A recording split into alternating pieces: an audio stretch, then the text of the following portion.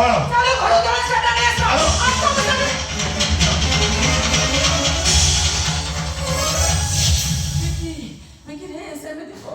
मुसिना तो जन्म देनी तो बापा को तो भाई किसी करी ना दी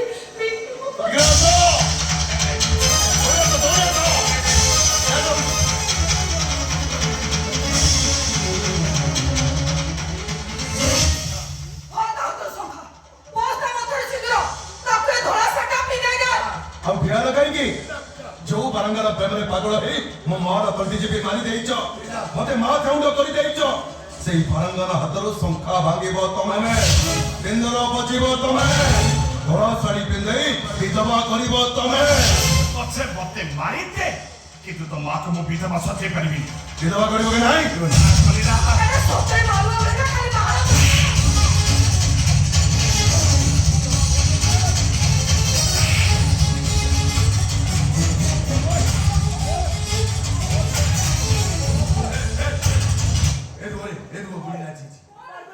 बुढ़ी जी ना आसो आसो मां तो सोखा कला बाबा चल सिंदूर पछो ए बोले साडे पिंदे मते विधवा सोचे दियो मुझे तो विधवा सचे करबी अरे एते जंत्रणा में सोए पारे बानी मारी में खबर बोए ना तो मानी आपा मारे दई बाबा ये की भगवान चल पाए ले छिलो बिजुदा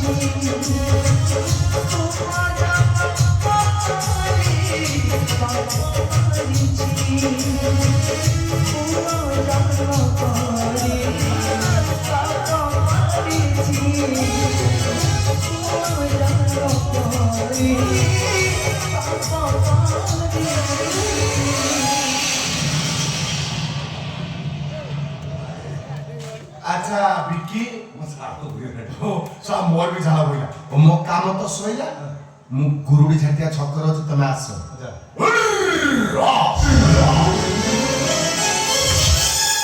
आ देरी करे बिकी एमान को केही देखिबा परबर चाले घोषा भी से गोड़ गोड़ पके देबा अरे रुह अरे मो बापा तो मरी गइछन इंदो न पहिले त आत्मा शांति पाइबो केमी अरे हो तो एक काम कर जाओ तमे भोज्य रोसे करिवो मु भोज्य पुत्र नै दियो छला आसो चलो ए कोना जाओ पापा पहुंची थाउ बापू को पिंटा पानी में पूर्वर ये जीवंता प्रेत बापाटा तते केही पद कथा कहछि सुन जो मां को तो दुख कष्ट दउछ ना सेई मार कथा कहछि तते अरे ये ता गर्भ चचड़ा सहित तते जन्म देई नि सकतो किंतु तू जेता में दिन कर हेतिलु एई मां कोन कतो ते टिकी देतिला एतुडी घरे पसी एतुडी नियार डक कुसुई से एतुडी नियार सुई सते लोक गरम करी तो देह हाथ मालिश कर देतिला तो भाई बनी तिनी चरको ता छातिर खेर को सम्मान भावे बांटी दिला के भी से कोहिनी तो चित्ती तो सुखी जाउची मते भारी कष्ट निज छातिर जंत्रणा को निज छाती भितरे चापी रखी सीतम मन को बड़ करिवार स्वप्न देखिथिला जम्मा तम मन को एते ककला सिस्टर तू ताको विधवा सोचे देलु बापा बापा होची आकाश छता मां सिना जन्म दिए किंतु बापा परिचय दिए गधई घरर पछक बई चाले ଘୋଡ଼ା ହେଇ ପିଲାମାନଙ୍କୁ ପିଠିରେ ବସେଇ ବୁଲେ ଆଉ ଝଡ଼ ଆସିଲେ ପାଣିରେ ଛିଡ଼ା ହୁଏ। ଶୁଣ ତତେ ଗୋଟେ ଗପ କହୁଛି। ଥରେ ଗୋଟେ ଜଙ୍ଗଲରେ ଜଣେ ଋଷି ସବୁବେଳେ ମୃଦଙ୍ଗ ବଜେଇ ହରିନାମ ଜପ କରେ। ସେଇ ହରିନାମକୁ ଶୁଣିବା ପାଇଁ ଗୋଟେ ଛୁଆ ବାଛୁରୀ ସେଇଠି ସବୁବେଳେ ଆସି ଛିଡ଼ା ହୁଏ। ଋଷି ସେ ଛୁଆ ବାଛୁରୀକୁ ଦେଖି ପଚାରିଲା, ରେ ଛୁଆ ବାଛୁରୀ ତୁ କଣ ଆର ଜନ୍ମରେ କିଛି ପାପ କରିଛୁ, ସେଇଥିପାଇଁ ଏଇ ଜନ୍ମରେ ହରିନାମ ଶୁଣି ନିଜ ପାପକୁ କ୍ଷୟ କରିବାକୁ ଆସିଛୁ? ସେ ଋଷି କଥା ଶୁଣି ସେ ଛୁଆ ବାଛୁରୀଟି କଣ କହିଲା ଜାଣିଛୁ? କହିଲା, ଋଷି ମୁଁ କିଛି ପାପ କରିନି କି ତମରେ ହରିନାମ ଶୁଣିବାକୁ ଆସିନି, ଆସିଛି ତମର ସେ ମୃଦଙ୍ଗକୁ ଦେଖିବାକୁ। କାହିଁକି ନା ତମର ସେ ମୃଦଙ୍ଗରେ ମୋ ବାପାଙ୍କୁ ଚମଡ଼ା ଲାଗିଛି।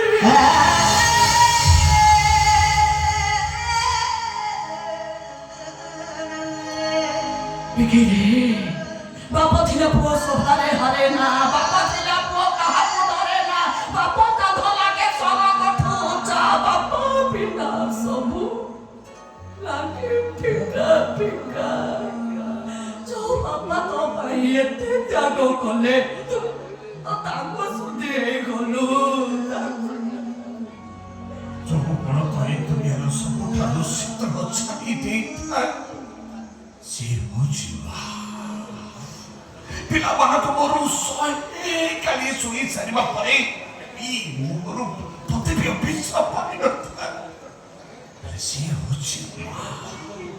ପିଲାମାନେ ଡାକ ଦେଇଦେଲେ ଯୋଉ ଠୁକା ଆପେ ହସ ଚାଲି ଆସେ, ସେ ହେଉଛି ମା।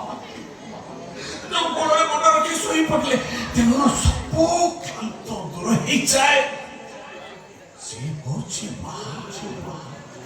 ନିଜ ପେଟକୁ ଅଧା ରଖି ଯେ ପିଲାମାନଙ୍କ ପେଟକୁ ପୁରେଇ ଥାଏ, ସେ ହେଉଛି ମା। ଏ ଦୁନିଆର ନିଃସ୍ୱାର୍ଥ ପର ଭାବରେ ଯଦି କେହି ପିଲାମାନଙ୍କୁ ଭୁଲିବ ନା, ତାହେଲେ ସେ ହେଉଛି ମା। ଏ ଦୁନିଆର ସବୁଠାରୁ ବଡ଼ ଶବ୍ଦ ହେଉଛି ମା। ଯେ ବିନା ଲୁହରେ ବିନା ଶବ୍ଦରେ ମୁହଁକୁ ଲୁଚେଇ କାନ୍ଦେ ସିଏ ହେଉଛି ବାପା। ଯେ ପିଲାମାନଙ୍କର ସବୁ ଫରମାଇଶକୁ ହସି ହସି ପୂରଣ କରେ ସିଏ ହେଉଛି ବାପା। ଯେ ପିଲାମାନଙ୍କ କଥା ବୁଝି ବୁଝି କେତେବେଳେ ବୁଢ଼ା ହେଇଯାଏ ନିଜେ ବି ଜାଣିପାରେନି ସିଏ ହେଉଛି ବାପା। ଏ ଦୁନିଆର ସବୁଠୁ ବଡ଼ ଠାକୁର ହେଉଛନ୍ତି ବାପା। ବାପା ମାର ସଂଜ୍ଞା ବୁଝିବା ଦରକାର ନାହିଁ। ତମ ଭଳି ବାପା ମାକୁ ମୁଁ ଠିକ ଜାଣିଛି। ତମେ ବଞ୍ଚିତ ଥିବା ଯାଏ ମୋ ଜୀବନରେ ଶାନ୍ତି ନାହିଁ। ମରିବ ତମେ, ମରିବ। ଥରେ ଇନ୍ସୁରାନ୍ସ ଟଙ୍କାଟା ପାଇଗଲା ପରେ ତମ ଦି ଜଣଙ୍କ ଜୁଇ ଚଳିବ। ମୁଁ କହିବି ତୋ ପୁଅ ନୁହଁ, ତୋ ଗୋଟିଏ ଚାର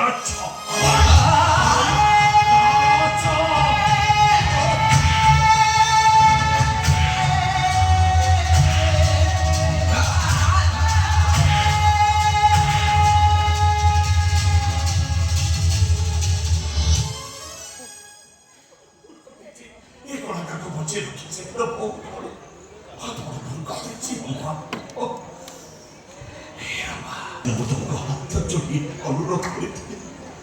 ତମେ ମୋ ବାନ୍ଧବୀ ଥିଲ, ବଞ୍ଚି ରଖିବା ପାଇଁ ତମେ ମୋ ମିଛ ସ୍ତ୍ରୀ ହେଲ। କିନ୍ତୁ ଏବେ ମୁଁ କହିବି ତମେ ମୋ ବାନ୍ଧବୀ ନୁହେଁ କି ମିଛ ସ୍ତ୍ରୀ ନୁହେଁ, ତମେ ତ ମୋ ପାଇଁ ମୋ ଦେବୀ ମା। ଏମିତି ପୁଅ ଯିଏ ଜନ୍ମ କରିଥିବ ସିଏ ବି କହିବ ପୁଅ ଜନ୍ମ କରି ପାପ କରିଛି। ସମୟ